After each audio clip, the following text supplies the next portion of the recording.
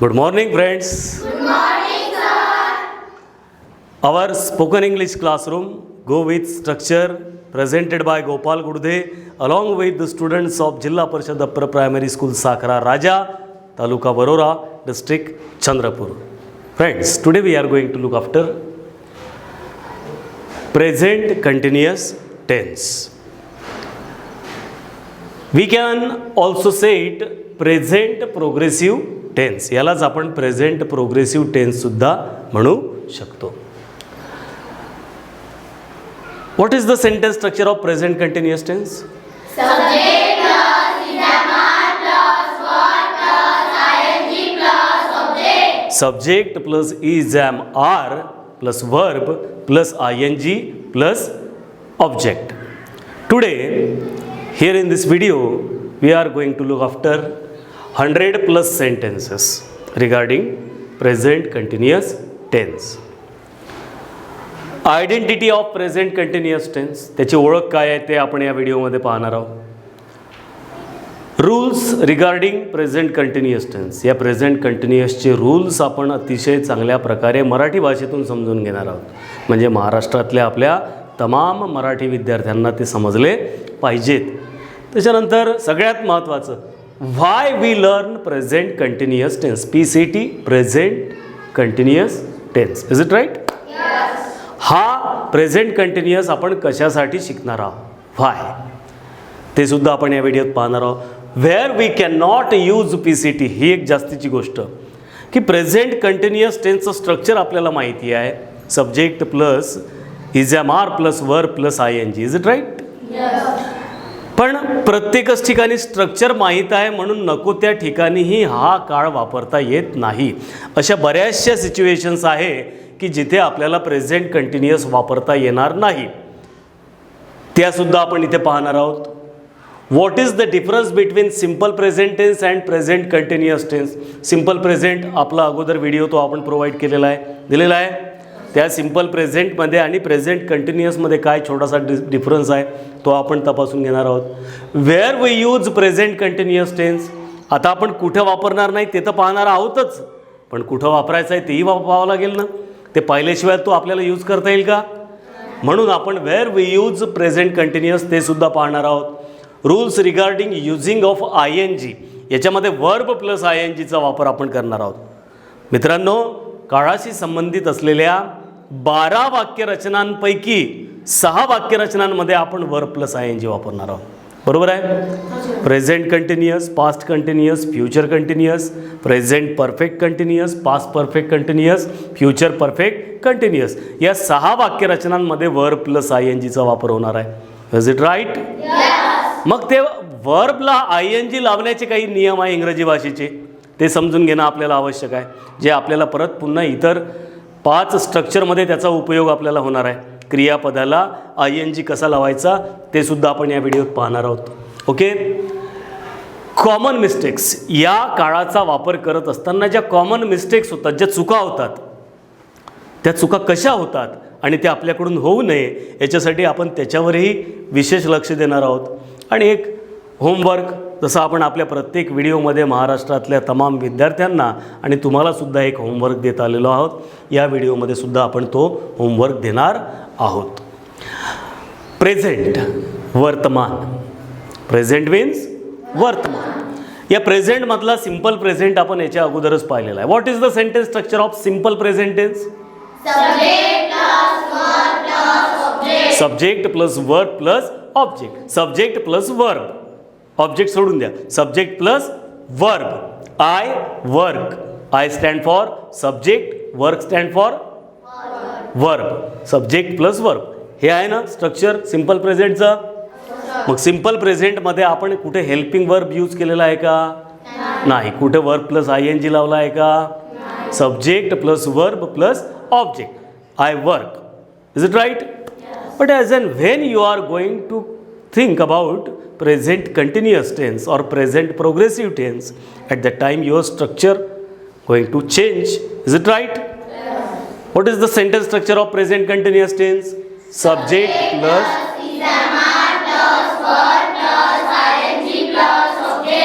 Subject, त्याच्यानंतर आपल्याला helping verb वापरायचे आहे इज एम आर, त्याच्यानंतर क्रियापदाला आय एन जी लावायचं आहे verb plus I N G. मग इथे काय होईल, आय वर्कचं आयला काय लावू, इज एम आरपैकी आपण ॲम, आय ॲम आणि क्रियापदाला आय एन जी, काय होईल I am working, they are working, we are working, you are, he is, she is, it is, Raj is, Tina is. पक्क आपण त्याला सब्जेक्ट लावून सांगूनच दिलं.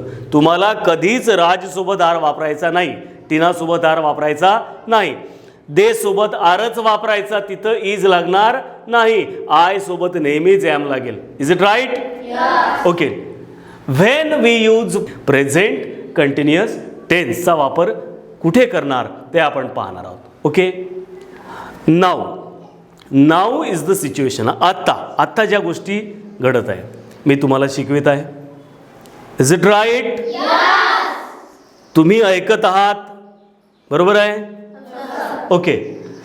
तर नाऊ आत्ताशी संबंधित ज्या गोष्टी आहेत, आत्ता या घडीला ज्या गोष्टी घडत आहेत त्या सगळ्या गोष्टी सांगता येण्यासाठी आपण प्रेझेंट कंटिन्युअसचा वापर करू. इथे एक वाक्य लिहिलेलं आहे मी, शी इज रायटिंग. शी इज म्हणजे एखादी मुलगी जर आत्ता लिहत आहे या क्षणाला तर आपण काय म्हणू शकतो, she is writing. I am teaching, you are listening. हे आत्ताच्या घटकेला आपण हे वाक्य म्हणू शकतो आणि हे प्रेझेंट कंटिन्युअसच्या स्ट्रक्चरचा उपयोग करूनच आपण तयार करणार. She is writing. She stand for subject, is stand for helping verb and writing stand for verb plus I N G. Is it right? परत पुन्हा आपल्याला कुठे वापरता येईल present continuous? Around now. Around now ही अशी एक सिच्युएशन आहे की त्याच्यामध्ये ती क्रिया त्यावेळेस तर चालू आहे, बरोबर आहे? आपण ज्यावेळेस त्याच्याबद्दल बोलणार आहोत तर त्यावेळेस ती क्रिया चालू आहे, पण ती क्रिया कधी जाऊन संपेल याचा काही निश्चित कालावधी नाही आहे. 1 आठवडा लागेल, 15 दिवस लागेल, वर्ष लागेल, कितीही लागू शकतो. पण तो जर अनिश्चित कालावधी असेल तर त्याला आपण अराउंड नाऊ सिच्युएशन असं म्हणूया. तर या अराउंड नाऊसाठी आपण हा काळ वापरू शकतो. He is writing a book. He is writing a book. तो बुक लिहत आहे. बुक पुस्तक. आता पुस्तक लिहिण्याचं काम, पुस्तक लिहित आहे ना. पत्र लिहित आहे का? पत्र लिहित असता तर काही वेळानंतर ते संपलं असतं, तात्पुरती सिच्युएशन झाली असती ती. पण तो काय लिहित आहे? बुक लिहित आहे. आता बुक लिहायला आठवडाही लागू शकतो. Is it right? 15 दिवसही लागू शकतात, नाही लागू शकत का? आणि वर्षही लागू शकते की नाही? म्हणजे या बुक लिहिण्याचा कालावधी कसा आहे? अनिश्चित कालावधी आहे. कसा आहे? तर अनिश्चित कालावधीसाठी ज्या गोष्टी होणार आहेत आणि आता सुरू आहेत, सुरू असलेल्या आणि अनिश्चित कालावधीसाठीच्या अशा सगळ्या गोष्टी सांगता येण्यासाठी आपण आपल्या प्रेझेंट कंटिन्युअस टेन्सचा वापर करणार आहोत. 2 गोष्टी शिकलो आपण. नाऊ आत्ता घडत असलेल्या गोष्टी आणि ज्या गोष्टी आत्ता घडत आहे आणि त्याचा अनिश्चित कालावधी आहे, कधी संपेल हे सांगता येत नाही, अशा गोष्टी सांगता येण्यासाठी प्रेझेंट कंटिन्युअस. तिसरी एक गोष्ट टेम्पररी सिच्युएशनसाठी. कोणत्या सिच्युएशनसाठी? टेम्पररी सिच्युएशनसाठी. टेम्पररी म्हणजे तात्पुरत्या स्वरूपातल्या ज्या गोष्टी आपण करत आहोत, आहे ना, म्हणजे नेहमीसाठी करत राहणार नाही आहोत, बरोबर आहे? Okay. Tina is staying at her friends room. Tina तिच्या मैत्रिणीच्या घरी राहत आहेत. टीना कुठे राहत आहे? मैत्रिणीच्या घरी, रूमवर राहत आहे. मैत्रिणीच्या रूमवर आहे ना. टीना कुठेतरी शिकायला गेली, कदाचित तिची रूमची व्यवस्था व्हायची आहे आणि तिची रूमची व्यवस्था होतपर्यंत ती कुठे राहत आहे? मैत्रिणीच्या रूमवर. मला सांगा बरं, ती परमनंट तिच्या मैत्रिणीच्या रूमवर राहील का? परमनंट सिच्युएशनसाठी प्रेझेंट कंटिन्युअसचा वापर करता येत नाही. आपण शिकणार आहोत आजच याच व्हिडिओमध्ये. परमनंट सिच्युएशनसाठी प्रेझेंट कंटिन्युअसचा वापर आपण करत नाही. पण ती जर तात्पुरती सिच्युएशन आहे, आता टीना तिच्या मैत्रिणीच्या घरी नेहमीसाठी राहील का वर्ष संपतपर्यंत? नाही. तिची व्यवस्था झाली की ती आपल्या रूमवर चालली जाईल, बरोबर आहे? तर अशा सिच्युएशनसाठी, टेम्पररी सिच्युएशनसाठी आपण प्रेझेंट कंटिन्युअसचा वापर करणार आहोत. Tina is staying. I structure वापरला आहे. Tina is staying at her friends room. त्याच्यानंतर ट्रेंड्स. आजकाल बऱ्याचशा ट्रेंड्स आहेत, फॅशन.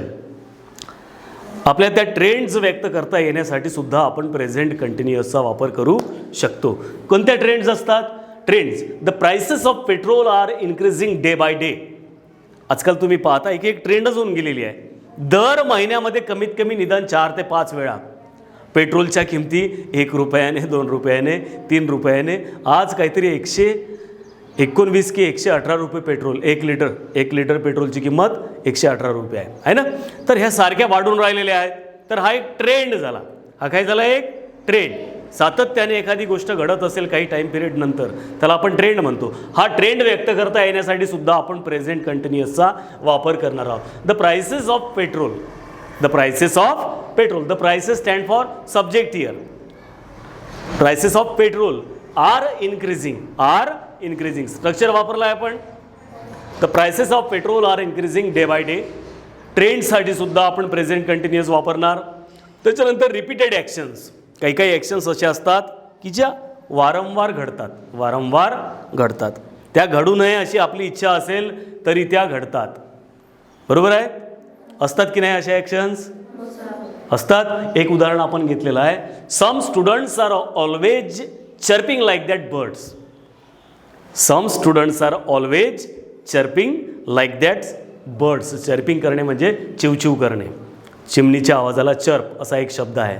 पण आपल्याला ती फ्रेज म्हणून जर वापरायचं आहे, चर्पिंग लाईक दॅट बर्ड्स म्हणजे पक्ष्यांसारखे चिवचिव करतात. काही विद्यार्थी वर्गामध्ये असे असतात, बॅक बेंचर्स वगैरे, की त्यांना कितीही डोकं फोडून सांगा ते तुमचं कधीच ऐकत नाही.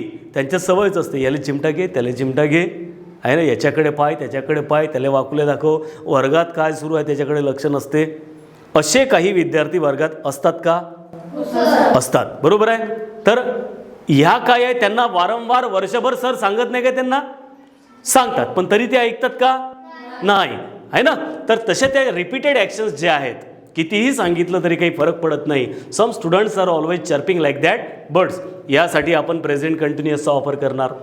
फ्युचर, एक परत पुन्हा त्याचा उपयोग आहे. फ्युचरमधली एखादी गोष्ट सांगता येण्यासाठी सुद्धा प्रेझेंट कंटिन्युअसचा वापर आपल्याला करता येतो. काय सर काही सांगता? आपण प्रेझेंट कंटिन्युअस शिकत आहोत, मग फ्युचरची गोष्ट याच्यात कशी सांगता येईल? फ्युचरसाठी फ्युचरचे स्ट्रक्चर आहे ना, आहेत, फ्युचरचे स्ट्रक्चर आहेत. पण present continuous, she is going to Nagpur next Sunday. ती पुढील रविवारी नागपूरला जाणार आहे. Is it right? आता पुढील रविवारी नागपूरला जाणार आहे, हे प्रेझेंटचं वाक्य आहे की फ्युचरचं आहे? आहे ना फ्युचरचं. स्ट्रक्चर कोणतं वापरलं इथे आपण? शी इज गोइंग, प्रेझेंट कंटिन्युअसचं स्ट्रक्चर वापरलं आहे. पण वाक्य कसं तयार झालेलं आहे? फ्युचरचं. तर एकंदरीत आपण now, around now, temporary situation, trends, repeated actions आणि फ्युचर इतक्या वेगवेगळ्या कामासाठी प्रेझेंट कंटिन्युअसचा वापर करणार आहोत. कुठे करणार नाहीत ते आपण समोर पाहणार आहोत. बरोबर आहे? इतक्या साऱ्या गोष्टींसाठी आपण प्रेझेंट कंटिन्युअस वापरणार आहोत. पुढे जाऊया. Here we can not use present continuous tense. पहा लगेचच, here we can not use present continuous tense. काही बाबतीत आपण प्रेझेंट कंटिन्युअस टेन्स वापरणार नाही. परमनंट सिच्युएशन, ज्या सिच्युएशन परमनंट आहेत, बरोबर आहे, अनेक दिवसांपासून होत्या, आत्ताही आहे, पुढेही राहणार आहेत. Is it right? That is called permanent. तर परमनंट सिच्युएशनसाठी आपल्याला हे स्ट्रक्चरच वापरता येत नाही, असं इंग्रजी भाषेमधली प्रथा आहे. आपल्याला स्ट्रक्चर माहीत आहे, स्ट्रक्चरनुसार आपण एक्झॅक्टली करेक्ट वाक्यसुद्धा तयार केली. पण इंग्रजी भाषेत जर तशी वाक्य वापरल्या जात नसतील तर ती आपण वापरायची का? नाही वापरायची. जसं इथे I am living in Sakhara Raja. I stand for subject, am stand for helping verb and living stand for verb plus ING. Exactly तुम्ही इथे प्रेझेंट कंटिन्युअसचं स्ट्रक्चर वापरलं आहे. I am living in Sakhara Raja. तुम्हाला काय सांगायचं आहे? मी साखरा राजामध्ये राहते, हे सांगायचं आहे ना. तुमचा जन्म झाल्यापासून तुम्ही साखऱ्यातच आहात, आत्ताही साखऱ्यामध्ये आहात आणि पुन्हा लग्न होऊन आपल्या घरी जातपर्यंत साखऱ्यातच राहणार आहात. म्हणजे तुमचं परमनंट ॲड्रेस काय आहे? साखरा राजा. मग तुम्ही हे स्ट्रक्चर वापरू शकणार नाही. मग तुम्हाला काय करावं लागेल? हेच सांगताना हीच भावना तुम्हाला पोचवायची आहे. तुम्हाला काय सांगायचं आहे की मी साखरा इथे राहते, तुमचा परमनंट ॲड्रेस आहे हे सांगायचं आहे तुम्हाला. तुम्ही इथे सिम्पल प्रेझेंट वापरला पाहिजे. इथे प्रेझेंट कंटिन्युअस वापरता येणार नाही. काय म्हणाल तुम्ही? I am living in Sakhara राजाच्या ऐवजी I live in Sakhara Raja किंवा I live at Sakhara Raja. Is it right? जसं मी जर स्वतःसाठी म्हटलं की I am working at Sakhara Raja, I am working at Sakhara Raja. आता गेल्या 5 वर्षापासून इथे आहे मी, आत्ताही आहे, पुढचे 5 वर्ष इथेच राहणार आहे, कुठेच जायचं नाही आहे. तर परमनंट आहे ना माझा जॉब? तात्पुरतं आहे का? टेम्पररी सिच्युएशन आहे का ही? परमनंट आहे की नाही आहे? मग मला I am working at Sakhara Raja म्हणता येणार नाही. मग मी काय म्हणू शकतो? I work at Sakhara Raja. कोणतं स्ट्रक्चर वापरलं मी आत्ता? Simple present. म्हणजे बऱ्याचशा गोष्टी ज्या परमनंट सिच्युएशनमधल्या आहेत त्या तुम्ही प्रेझेंट कंटिन्युअसचं स्ट्रक्चर वापरून व्यक्त करायच्या नाही. त्या करत असताना ती भावना तुम्हाला जर व्यक्त करायची आहे तर स्ट्रक्चर कोणतं वापरायचं? तुम्ही सिम्पल प्रेझेंटचं. परत पुन्हा स्टेटिव्ह वर्ब्स. वर्ब्स 2 प्रकारचे असतात, स्टेटिव्ह वर्ब अँड ॲक्शन वर्ड, आहे ना.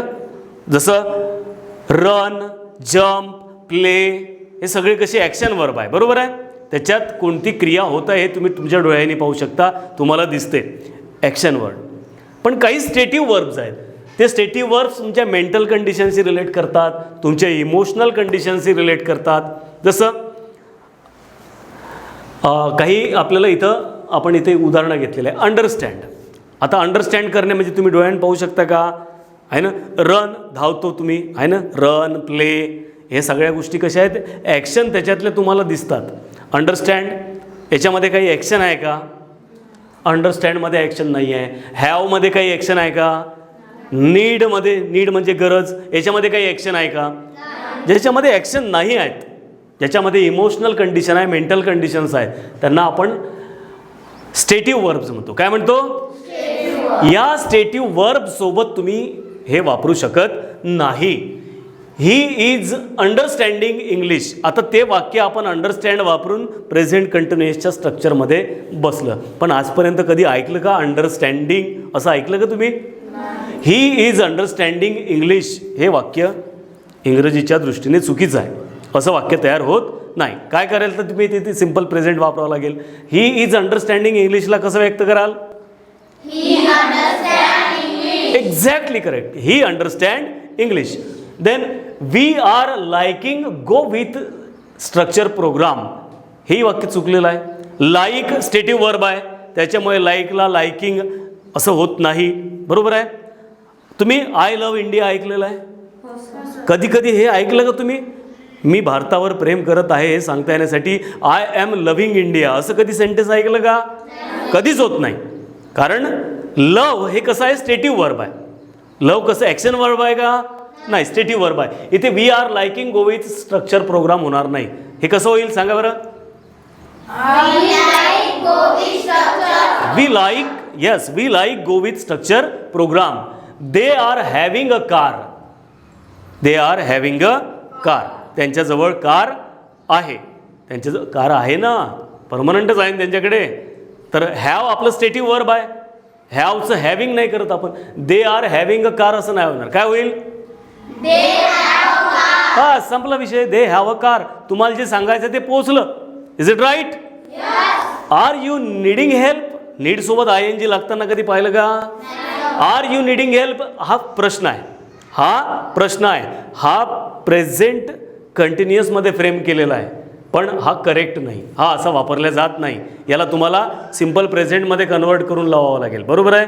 आता सिम्पल प्रेझेंटमध्ये तुम्ही क्वेश्चन तयार करत असताना डू आणि डजचा वापर करणार. Is it right? करा बरं याला convert. Are you needing help याला प्रेझेंटमध्ये कन्वर्ट करा. Yes, exactly right. Do you need help हा तिथे योग्य राहील. ह्या भावना तुम्हाला पोचवायच्या आहे ना, तुम्हाला काय म्हणावं लागेल? Do you need help? तुला काही मदतीची गरज आहे का? Is it right? Then now we are going to look after some rules regarding present continuous tense. Positive, negative, interrogative, WH question, negative WH. Is it right? Okay. What is the sentence structure of present continuous tense? Yes. Subject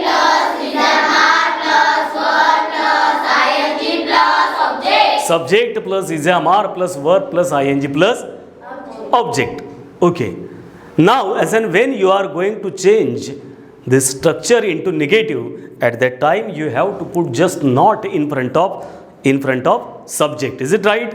याचं negative तयार करत असताना तुम्ही काय करणार आहे, सब्जेक्टच्या समोर not लावणार आहात. Is it right? ओके, तुम्हाला समजला आहे नियम? याचं निगेटिव्ह तुम्हाला करता येईल. Yes. What is the negative structure of present continuous tense? Yes.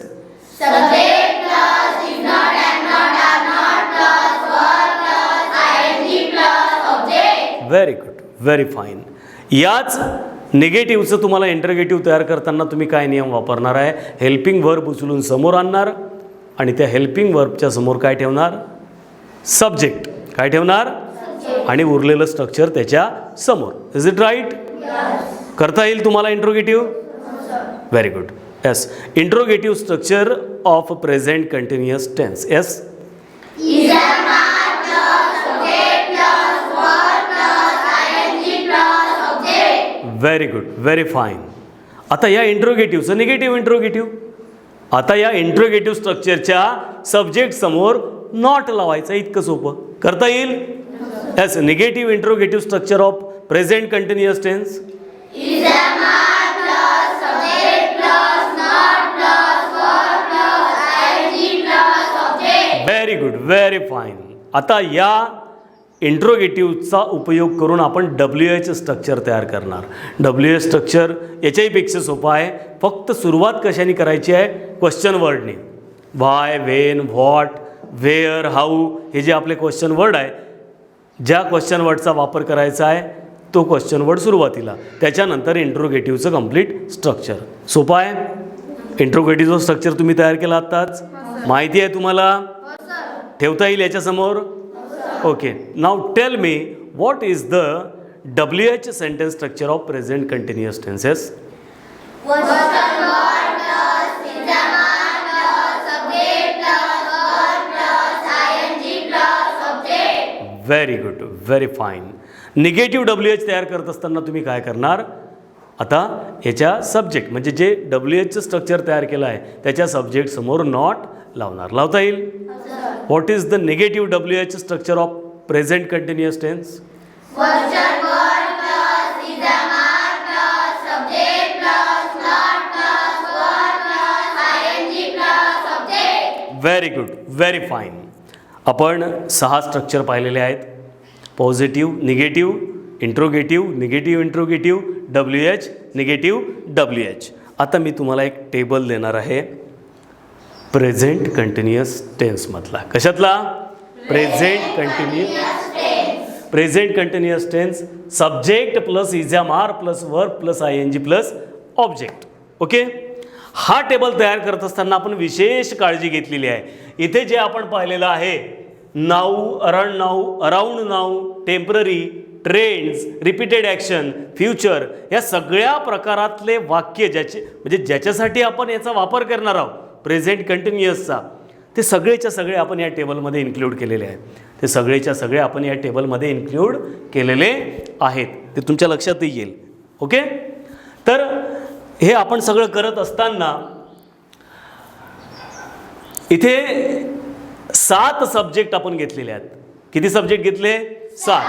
त्याच्यासोबत is, am, are helping verb म्हणून वापरणार आपण प्रेझेंट कंटिन्युअसमध्ये. बरं, ज्याच्यासोबत जे वापरणार ते त्याच्यासमोर लिहिलेलंच आहे. I am, he is, she, we, they, Raj, टीना.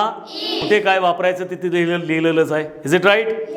त्याच्यानंतर आपण क्रियापदाला ing लावूनच वर्ब प्लस ing या स्ट्रक्चरमध्ये वापरायचं आहे. राईटचं काय केलं?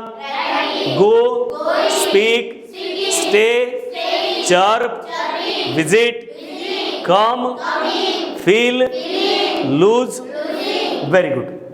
वर्ब प्लस ing लावलेला आहे. 5 स्ट्रक्चरमधला किती भाग कंप्लीट केला आपण? सब्जेक्टही झाला आहे, इज एम आर पण लावलेला आहे, वर्ब प्लस ing पण लावलेला आहे, त्याच्यानंतर object part. Is it right?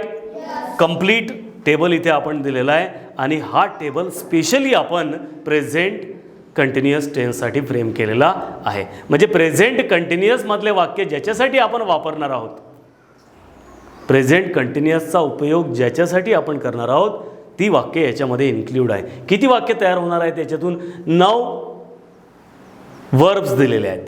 किती वर्ब्स आहेत? 9. सब्जेक्ट किती घेतले आहे आपण? 7. 9 7 63. हा टेबल आपल्याला किती वाक्य देईल? 63. किती वाक्य देईल?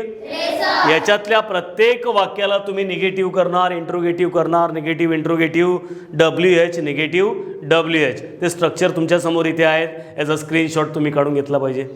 Is it right? आपल्या व्ह्युअर्सनी बरोबर आहे.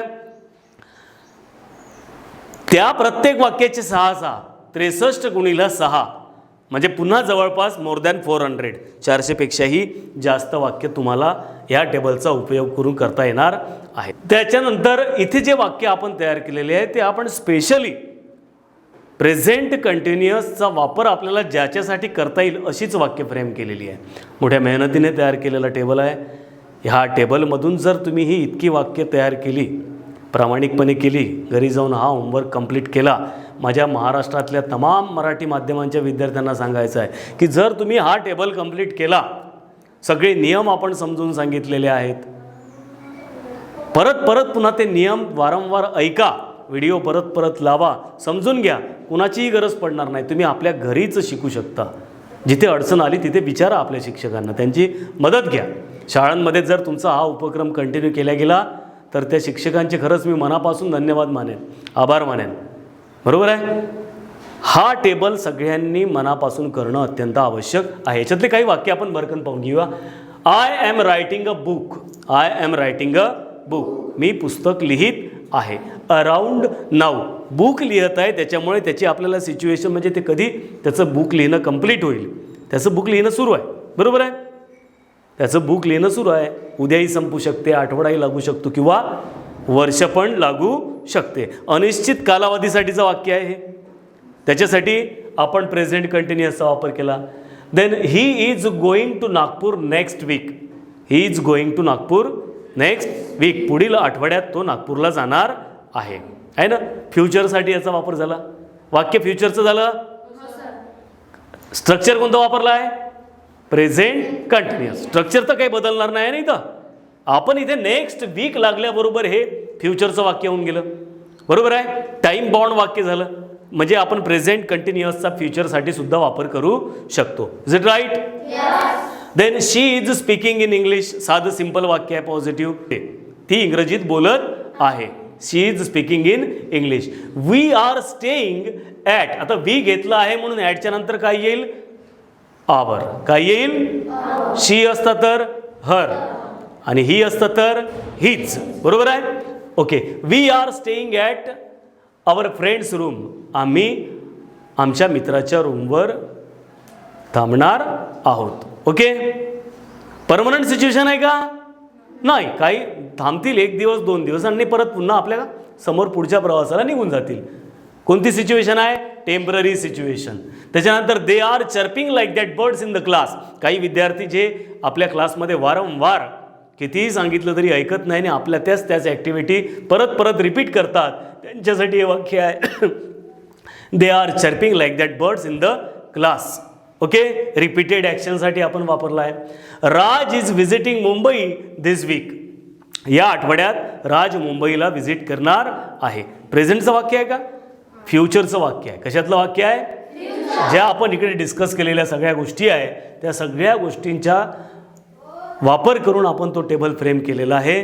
त्या टेबलची 63 वाक्य आणि त्या 63 वाक्यांची इथे परत प्रत्येक वाक्याची 6 6 अशी एकूण मोर दॅन 400 सेंटेन्सेस तुम्हाला या टेबलचा उपयोग करून करता येणार आहे. कराल प्रत्येकजण? याची आयडेंटिटी पाहून घेऊ आपण. कसा ओळखायचा हा आहे ना. प्रेझेंट कंटिन्युअस मराठीतलं वाक्य तुमच्या एखादं लक्षात आलं. मराठी बोलतो आपण, आपल्याला मराठीत पहिल्यांदा सुचणार आहे आणि मग त्याचा आपल्याला इंग्रजी करायचं आहे. Is it right? तर ओळखायचं कसं प्रेझेंट कंटिन्युअसचं आहे? लिहित आहे, जात आहे, बोलत आहे, चिवचिव करत आहे, येणार आहे, बरं वाटत आहे, डोकं दुखत आहे, खेळत आहे, धावत आहे, असे जर वाक्य तुमचे आले तर काय समजायचं? इथे आपल्याला प्रेझेंट कंटिन्युअसचा वापर करायचा आहे. प्रेझेंट कंटिन्युअसचं स्ट्रक्चर आपल्याकडे आहे. मराठीचं स्ट्रक्चर वेगळं असते, इंग्रजीचं वेगळं असते. बरोबर आहे का? आपण स्ट्रक्चर का बरं शिकत आहोत? कारण मराठी भाषा, मी आंबा खातो, मी स्टँड फॉर सब्जेक्ट, आंबा स्टँड फॉर ऑब्जेक्ट, आंबा स्टँड फॉर आणि खातो स्टँड फॉर व्हर्ब. खातो स्टँड फॉर व्हर्ब. मी आंबा खातो, मी आंबा खातो. मराठीचं स्ट्रक्चर आहे ना हे. मराठीचं स्ट्रक्चर काय आहे? Subject plus object plus verb. Is it right? पण तेच जर इंग्रजीतून करायचं आहे तर आपण काय करतो? I eat a mango. I eat a mango. Is it right? आता आय इट अ मँगो मध्ये स्ट्रक्चर चेंज झालं. आपण subject plus verb plus object केलं की नाही? एक गोष्ट पक्की झाली की इंग्रजीची वाक्यरचना वेगळी, मराठीची वाक्यरचना वेगळी. मग मराठीतून ज्या वेळेस तुम्हाला एखादं वाक्य सुचते किंवा तुम्हाला बोलायचं राहते ते मराठीतून सुचताना मराठी वाक्यरचनेनुसार सुचणार आहे. Is it right? फक्त तुम्हाला ते ओळखता आलं पाहिजे की इथं मला काय वापरायचं आहे, इथं मला काय वापरायचं आहे. पटकन तुमच्या लक्षात आलंय की हे प्रेझेंट कंटिन्युअसचं वाक्य आहे. कसं लक्षात येईल? लिहित आहे, जात आहे, बोलत आहे, धावत आहे, चिवचिव करत आहे, रडत आहे, पळत आहे, उड्या मारत आहे. बरोबर आहे? अशी वाक्य कुठे येणार आहे? Present continuous. प्रेझेंट कंटिन्युअसचं वाक्य आहे म्हटल्यावर तुमच्या लक्षात काय आलं पाहिजे? स्ट्रक्चर. काय लक्षात यायला पाहिजे? गो with structure. Go with structure. निश्चितपणे तुम्ही या स्पोकन इंग्लिश क्लासरूममध्ये आता बऱ्यापैकी चांगल्या स्टेजवर आलेले आहात. इथून तुमचा प्रवास पुन्हा चांगला व्यवस्थित होणार आहे. आपण या टेन्समध्ये आपल्याला आय एन जी लावण्याचं काम पडते. बऱ्याच ठिकाणी पडते की नाही? आय एन जी लावण्याचं आपल्याला काम पडत असते. तर rules regarding add I N G to the verb. व्हर्बला आय एन जी लावण्याचे नियम आपण इथे पाहणार आहोत. बरेच verb, most verbs add I N G, त्यांना आपण काय लावणार आहोत? आय एन जी लावणार आहोत. सरळ सरळ ते वर्ब घ्यायचं, वर्बच्या समोर काय लावायचं? I N G. जसं स्पीक, SPEAK, स्पीकिंग, SPEAK जसं होतं तसंच ठेवलं इथे, समोर आय एन जी लावला. Speak, speaking. Play, play. दुसरा एक नियम आहे, वर्ब्स एंडिंग विथ ई. ज्या क्रियापदाचा एंड ई ने होतो, ज्या क्रियापदाचा एंड ई ने होतो, बरोबर आहे, त्याचा ड्रॉप ई. काय करायचं आहे? ईला ड्रॉप करायचा आहे. ईला काय करायचं आहे? ड्रॉप. बघा, USE एंड कशाने झाला? ई ने. TAK एंड कशाने झाला? ई. इथेही ड्रॉप करायचा, इथेही ड्रॉप करायचा. मग काय होईल? ई ड्रॉप करून USING. Use, using. Take, taking. लक्षात आलं? तिसरा एक रूल आहे, वर्ब्स एंडिंग विथ IE. काही वर्ब असे आहेत की ज्यांचा एंड कशाने होतो? IE ने. कशाने होतो? Drop IE. तिथं ड्रॉप करायचा आहे IE ला. IE परत पुन्हा लिहायचा नाही. But at the same time add Y. त्या ठिकाणी काय ॲड करायचं आहे? वाय. जसं इथे LIE मधला IE आपण ड्रॉप करणार. Is it right? IE drop केल्यावर याच्यात काय शिल्लक राहिलं? फक्त L. आता ॲड काय करायचं आहे? वाय. म्हणजे LY होईल. LIEचा काय होईल? LY. ओके, LY नंतर ING लावा. नियम कशाचा शिकतो आपण? ING लावण्याचा. ING तर लावायचंच आहे. ING मधलं काहीच ड्रॉप करायचं नाही. मग काय होईल? LIEचं LY ING, TIEचं TY ING, lie lying, tie टाईंग. Last, verbs ending with CVC. CVC stand for complement, vowel, complement. Is it right? Complement stand for consonant, consonant, not complement, sorry, consonant. Is it? Yes, consonant, vowels, consonant. Consonant means व्यंजन and vowels means स्वर. इंग्रजी भाषेत किती स्वर आहेत? 5. AEIOU. Is it right? ज्यावेळेस हे combination तुम्हाला क्रियापदाच्या शेवटी दिसते, बघा क्रियापदाच्या शेवटी काय आहे? CLAP. LAP आहे शेवटी, बरोबर आहे.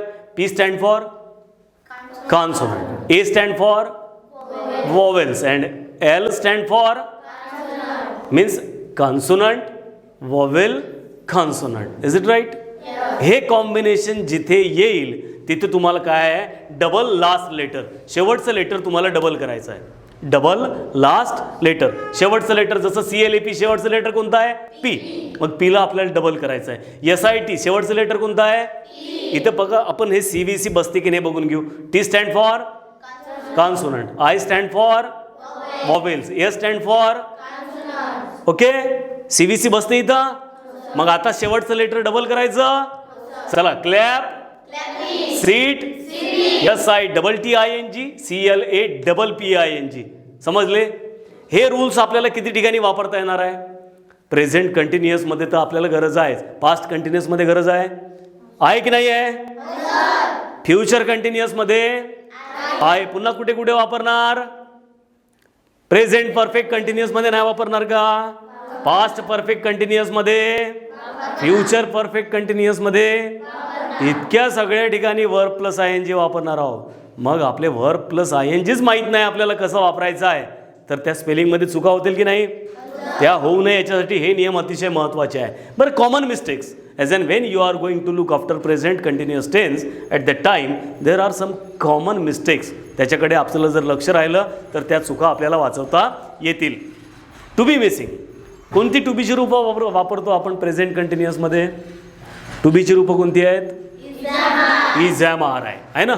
इज एम आर कोणतं कुठे वापरतो ते आपल्याला वापरता आलं पाहिजे. एक वाक्य घेतलं आहे, टू बी मिसिंग आहे, याच्यामध्ये Raj not helping. Is there any to be form?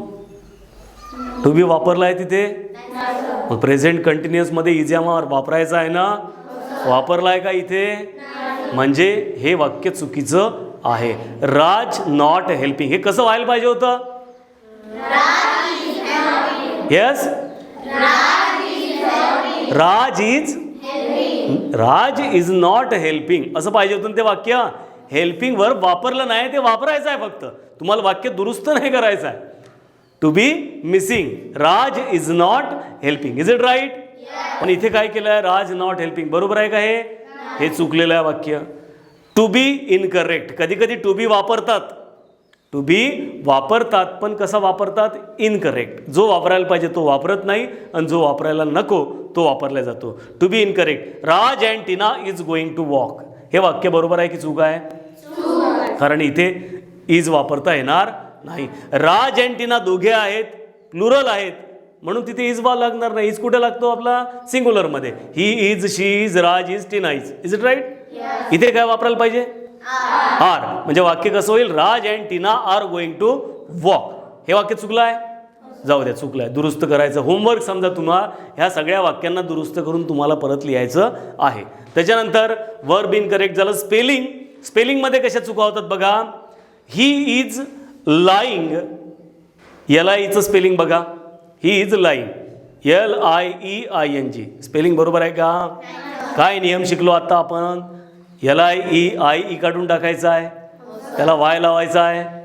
मग असं जर लिहिलं LIEING, त्याला वाटेल की मी तर बरोबर ING लावला, verb plus ING. LIE verb झालं आणि त्याला ING पण लावला, त्याला वाटेल की माझं काहीच चुकलं नाही. कुणाला? ज्यांना हे नियम माहिती नाही त्यांना. Is it right? ओके. तर हे स्पेलिंग चुकलं. अशा प्रकारच्या चुका होऊ शकतात हे जर नियम माहीत नसले तर. सिटिंग बरोबर आहे का स्पेलिंग? आहे इथेही चुकलं. इथं काय पाहिजे होतं? WRITEING, writing. हे स्पेलिंग बरोबर आहे का? क्रियापदाच्या शेवटी जर ई येत असेल तर तो ई ड्रॉप करायचा आहे. नियम पाहिला होता आपण, म्हणूनच आपण हे सगळे नियम इथे शिकलेलो आहोत. बरोबर आहे? 6 स्ट्रक्चरमध्ये, काळाशी संबंधित असलेल्या 12 स्ट्रक्चरपैकी 6 स्ट्रक्चरमध्ये आपण ING वापरणार आहोत. बरोबर आहे का? आणि म्हणून हे नियम जर आपण व्यवस्थित नाही समजले तर 6 स्ट्रक्चरमध्ये आपल्या चुका होणार आहे. बरोबर आहे? जे अतिशय महत्त्वाचे स्ट्रक्चर आहे त्या 6 स्ट्रक्चरचे परत पुन्हा आपण 6 म्हणजे 6 36 स्ट्रक्चर आपल्याला ING वापरावा लागणार आहे. Is it right? आणि म्हणून हे नियम अतिशय महत्त्वाचे आहे ING लावण्याचे. रायटिंगमध्ये ई ड्रॉप करावा लागेल, म्हणजे हा रायटिंगही चुकला आहे, आपल्याला याला करेक्ट करता येईल. Then स्टेटिव्ह verbs. स्टेटिव्ह वर्बच्या संदर्भात आपण स्टेटिंग वर्बमध्ये प्रेझेंट कंटिन्युअसचे वाक्य तयार करत नाही, पण तरीही जबरदस्तीने एखाद्याने करतो म्हटलं तर ती इंग्रजी भाषेच्या दृष्टीतून योग्य वाक्य होणार नाही. इथे वाक्य तयार केलेलं आहे, I am wanting to visit Mumbai. असं इंग्रजीत वाक्य होत नाही. स्ट्रक्चर बरोबर वापरला आहे.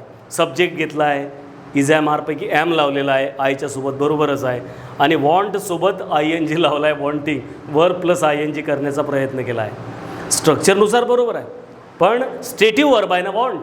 वॉन्ट कोणतं वर्ब आहे? स्टेटिव्ह. स्टेटिव्ह वर्बचा आपण प्रेझेंट कंटिन्युअसमध्ये वापरच करत नाही. मग स्टेटिव्ह वर्बचे वाक्य जर आपल्याला करायचे आहेत स्टेटिव्ह वर्बचे वाक्य करायचे आहे तर मग प्रेझेंट कंटिन्युअसमध्ये आपण ते वाक्य सिम्पल प्रेझेंटमधून तयार करतो. हा नियम शिकलो आहे आपण आत्ताच शिकलो आहे. मग हे I am wanting to visit मुंबईचं वाक्य कसं होईल? I want to visit Mumbai. बरोबर आहे, लक्षात आलं. स्टेटिव्ह वर्ब सोबत आय एन जी लावून आणि हेल्पिंग वर्ब लावून वाक्य करत बसायचं नाही. लक्षात राहील पक्का. त्याच्यानंतर आहे परमनंट सिच्युएशन्स. ज्या काही परमनंट सिच्युएशन आहे, दे आर मॅन्युफॅक्चरिंग कार्स. आता कार तयार करणारी एखादी कंपनी आहे, बिलकुल काल तिने विचार केला आणि आज कार तयार करायला सुरुवात केली, असं होईल का? गेल्या अनेक वर्षांपासून ती कंपनी कार्यरत आहे, आत्ताही कार्यरत आहे आणि उद्याच्या उद्या तर काही आपला धंदा बंद करणार नाही.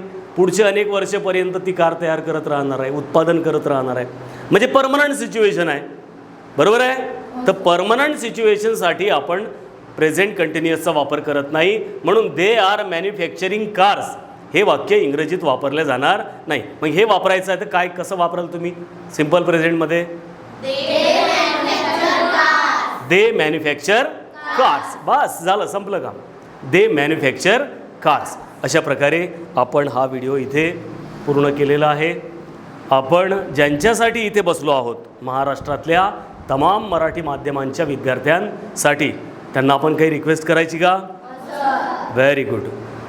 बरं, इथे आपण थांबणार आहोत का की इथून पुढे आपल्याला नेहमीसाठी आपल्या मराठी माध्यमांच्या विद्यार्थ्यांना साथ द्यायची आहे? नेहमीसाठी साथ द्यायची आहे. आपण त्यांच्यासाठी नवनवीन व्हिडिओज घेऊन येणार आहोत. Very good. आपण त्यांना विनंती करून टाकूया. Okay, yes. माझ्या महाराष्ट्रातल्या तमाम मराठी माध्यमांच्या विद्यार्थ्यांना नम्र विनंती आहे की त्यांनी हा व्हिडिओ अतिशय काळजीपूर्वक एकदा, दोनदा, तीनदा, चारदा, पाचदा, जोपर्यंत त्याच्यातले रूल्स तुमच्या लक्षात येत नाही तोपर्यंत बघा. या व्हिडिओमध्ये जो होमवर्क दिलेला आहे या टेबलच्या माध्यमातून, त्याच्यातून 400पेक्षाही जास्त वाक्य तयार होणार आहेत. तो होमवर्क तुम्ही कंप्लीट करा. तुम्हाला प्रेझेंट प्रोग्रेसिव्ह टेन्स किंवा प्रेझेंट कंटिन्युअस टेन्स याचे 6 वेगवेगळे स्ट्रक्चर आणि हे वापरता येण्यासंबंधीचं संपूर्ण मटेरियल या व्हिडिओमध्ये पुरवलेलं आहे. अशाच प्रकारचे अनेक प्रत्येक स्ट्रक्चरला रिलेट करणारे वेगवेगळे व्हिडिओज या विद्यार्थ्यांच्या मदतीने आम्ही आपणासमोर घेऊन येणार आहोत. आपण हे चॅनल सबस्क्राईब केलं नसेल तर लगेच सबस्क्राईब करा, शेअर करा. सबस्क्राईब करताना काही अडचणी असेल तर आपल्या शिक्षकांना विचारा. व्हिडिओतला काही मॅटर समजून घेत असताना अडचणी असतील तर आपल्या शिक्षकांना विचारा. आणि हे चॅनल जितक्या दूर पोचवता येईल, मित्रांनो, हा आपल्या मराठी माध्यमांच्या विद्यार्थ्यांचा प्रश्न आहे. आपल्या ग्रामीण भागातला प्रत्येक मराठी विद्यार्थी इंग्रजीत तयार झाला पाहिजे. तो आज जर तयार झाला, या प्राथमिक अवस्थेत तयार झाला, या विद्यार्थ्यांसारखा तयार झाला, तर हे विद्यार्थी आयुष्यात कधी मागे येणार नाहीत. हे विद्यार्थी शहरातल्या विद्यार्थ्यांना त्यांच्याही पेक्षा चांगल्या तऱ्हेनं कॉम्पीट केल्याशिवाय राहणार नाही. म्हणून माझी सगळ्यांना विनंती आहे की हे आपले गो विथ स्ट्रक्चरचे व्हिडिओज वारंवार बघा. एक व्हिडिओ समजून घेण्यासाठी तुम्हाला 2दा 3दा पाहण्याची गरज पडेल. बघा, विद्यार्थ्यांना पाहायला लावा आणि या गो विथ स्ट्रक्चरसोबत राहा. आज आपण इथे थांबूया. मला वाटते आज आपण इथे थांबलं पाहिजे. परत भेटूया एका नवीन व्हिडिओमध्ये. Till then, bye.